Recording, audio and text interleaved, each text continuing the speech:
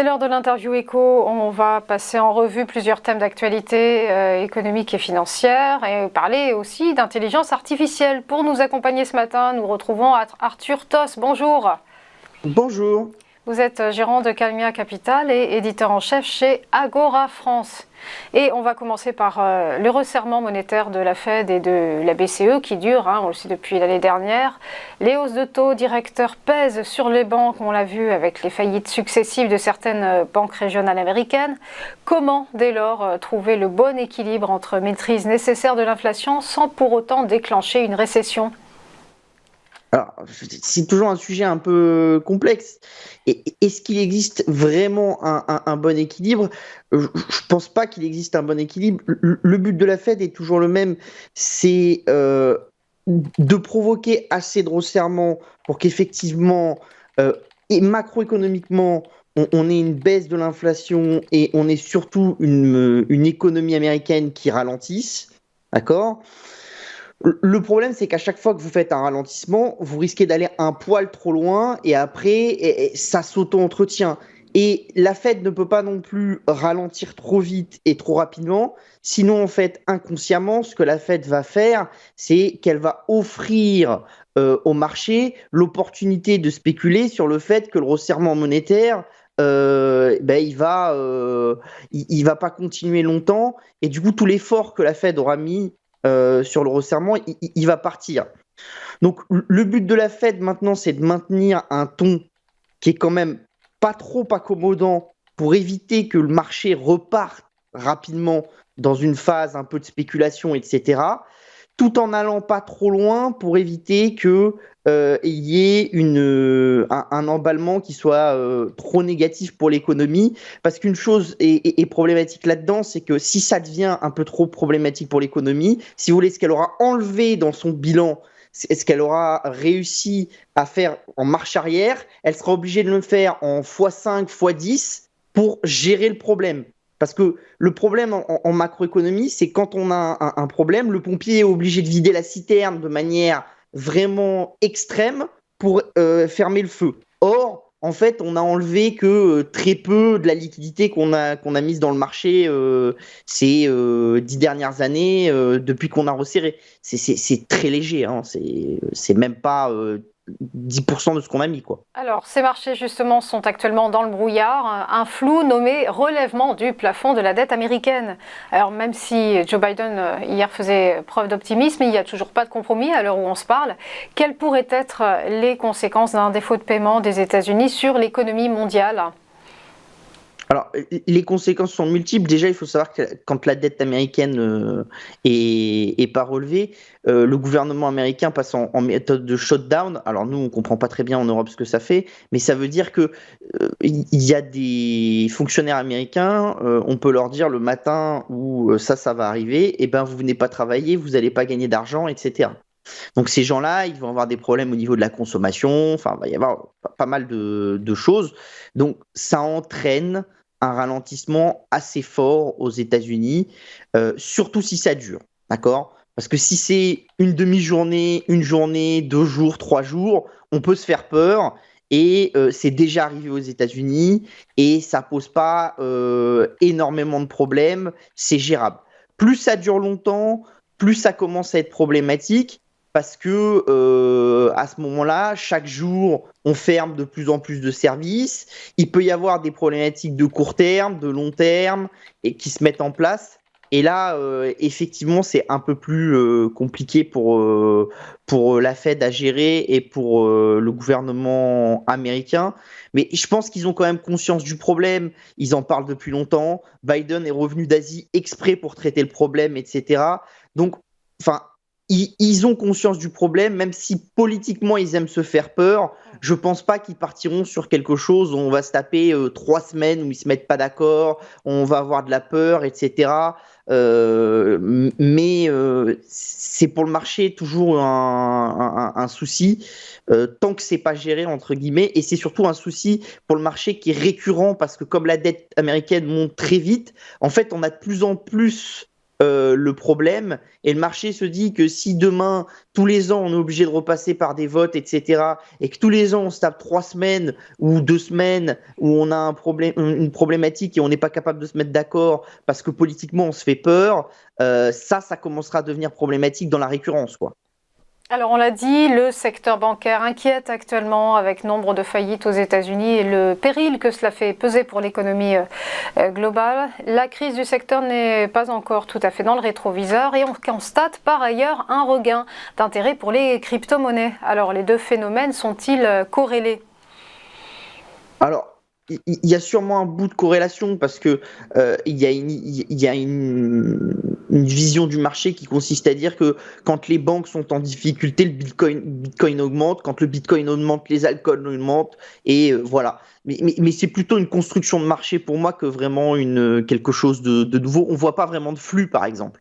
On voit pas de la smart money ou des investisseurs globaux se dire je vends du marché, je vends des obligations, je vais sur des cryptos. Donc c'est plus une mécanique de spéculation. Il faut savoir aussi que au niveau interne des crypto-monnaies, il y a beaucoup d'acteurs qui étaient assis sur des stablecoins parce qu'ils pensaient que le marché allait baisser. Le marché avait déjà un petit peu rebondi. Comme ces stablecoins, ils sont assis aussi sur des banques. Forcément, il y en a qui ont décidé plutôt de vendre des stablecoins et de racheter du Bitcoin. Donc, ça crée toute une structuration de marché. Après, je ne pense pas qu'on puisse dire que vraiment, il y a une vision du marché global qui consiste à dire on va vers le Bitcoin, etc. Et sur les banques en tant que telles, la problématique, c'est toujours la même chose, c'est de la confiance. Et ça, en fait, vous pouvez avoir le meilleur bilan. La SVB avait un bilan qui était pas bon, ça, on va pas se le cacher. Après, c'était pas un bilan qui était terrible non plus, mais c'est un bilan qui marchait pas s'il y avait beaucoup d'acteurs qui demandaient à récupérer leurs fonds. Le problème d'une banque, c'est que si demain 10-15% de vos épargnants vous demandent de récupérer leurs fonds, il n'y a aucune banque qui peut le faire calmement, quoi. Ça se passe pas parce que vous avez aucune banque qui a autant de cash dans son bilan et qu'après, même si vous avez du quasi-cash et un bilan de banque, c'est une multitude de strates avec le quasi-cash qui est tout en bas. Après, vous avez différents types d'actifs et vous pouvez pas les vendre aussi facilement que ça. Et même le quasi-cash, ça se vend pas forcément aussi facilement que ça non plus. Parce que quand vous avez des taux d'État, etc., ça dépend à quel prix vous les avez achetés, ça dépend comment se comporte le marché, etc. Enfin, il y a beaucoup de choses. C'est pas aussi liquide qu'on le croit. Et du coup, dès qu'il y a un effet un peu bank run, ça peut très mal se comporter. Et si vous voulez, en fait, la seule chose que l'État américain doit réussir à faire, c'est calmer les esprits de tout le monde. D'accord? Et ça, ils sont en train de le faire.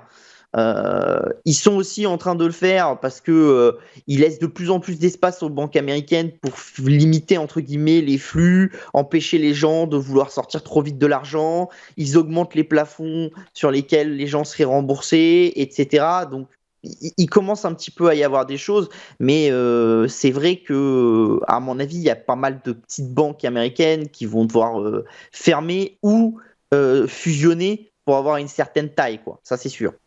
Alors évoquons à présent, Arthur Toss, un vaste sujet, celui de l'intelligence artificielle, thème au cœur de tous les débats actuels et qui a même envahi la dernière conférence Google I.O.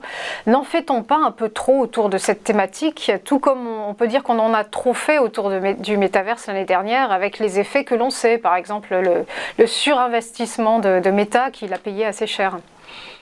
Alors, je pense pas, mais je pense que les gens ont souvent des problèmes dans les technologies, c'est qu'ils les analysent mal.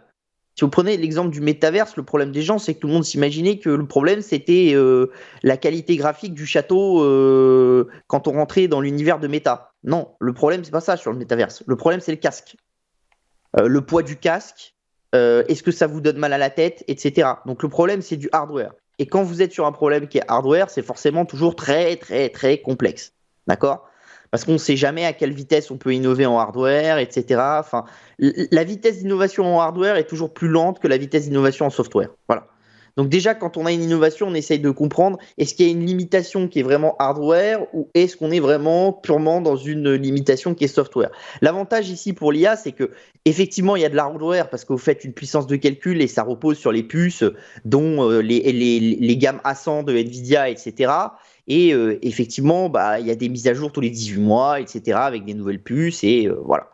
Mais sur la philosophie globale, sur la philosophie plus globale de l'intelligence artificielle, pour moi, non, on n'en fait pas trop. Parce que comme c'est pas un problème hardware pour moi dans l'intelligence artificielle, mais c'est vraiment un problème software, c'est-à-dire que c'est pas vraiment un problématique de calcul. D'ailleurs, Altman, le CEO d'OpenAI, il l'a dit. Le problème, c'est plus de se combattre sur le nombre de paramètres qu'on va mettre à une intelligence artificielle. Le problème, c'est d'arriver à avoir des données de qualité, de savoir les traiter, et on va de plus en plus rentrer dans des IA qu'on va dire de spécialité, et qui vont se plugger après avec énormément d'IA un peu plus large. Et ça, c'est normal, ça c'est toujours fait dans Internet. Voilà, Windows et Windows, et pourtant, tout sur votre ordinateur n'a pas été créé par Windows, etc. Windows, c'est plugué à une multitude de choses. Sur Internet, c'est la même chose. Google est un super navigateur avec Chrome et un super moteur de recherche, et pourtant, tout ce que vous faites sur Internet ne passe pas par Google non plus. Donc, c'est la même chose avec l'intelligence artificielle, et l'avantage, c'est qu'à mon avis, avec la puissance de calcul qu'on a actuellement, il y a énormément de gens qui peuvent créer des services d'optimisation, des nouveaux services avec de l'intelligence artificielle qui peuvent créer énormément de valeur. Ça, moi, j'en suis convaincu, et dans des horizons assez courts. Alors de manière plus globale, le domaine de l'intelligence artificielle et ses avancées hors normes effraient, on l'a vu, les autorités de régulation qui plaident en faveur d'une réglementation accrue et qui alertent sur des risques potentiels pour la stabilité financière mondiale. Ces craintes sont-elles fondées ? Oui, comme toute technologie, en fait, le principe d'une technologie, c'est qu'elle est jamais ni blanche ni noire, elle est toujours grise.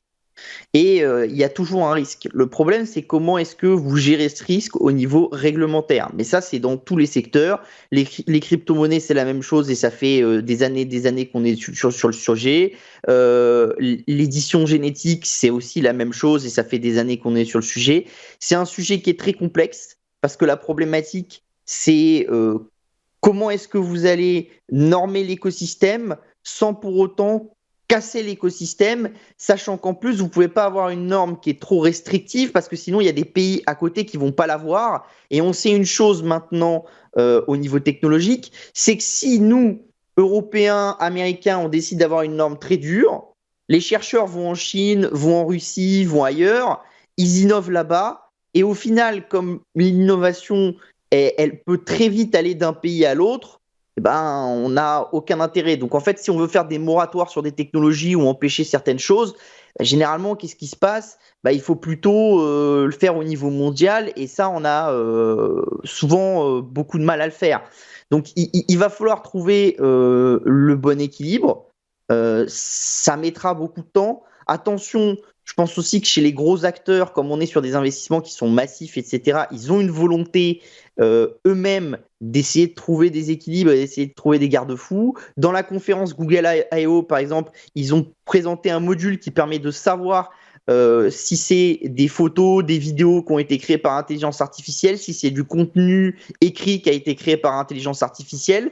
Donc, on va aussi avoir dans l'aspect sécuritaire autour de la compréhension de l'intelligence artificielle, énormément de développements qui vont arriver très très rapidement et qui vont un peu plus équilibrer l'univers. Après, ça ne va pas se faire d'un coup, ça mettra un certain temps, ça c'est sûr.